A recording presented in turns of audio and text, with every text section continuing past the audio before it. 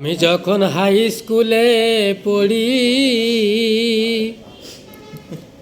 আমাকে ভালোবেসে মাতুব্বরের ছোট্ট মেয়ে বলেছিল গলায় নিবে দড়ি। আমি যখন হাই স্কুলে পড়ি আমাকে ভালোবেসে মাতুব্বরের ছোট মেয়ে বলেছিল গলায় নেবে দড়ি। ওরে চৈত্র মাসে বৈকাল বেলা গ্রামে ছিল ফুটবল খেলা, সে খেলায় জিতলো আমার দলে।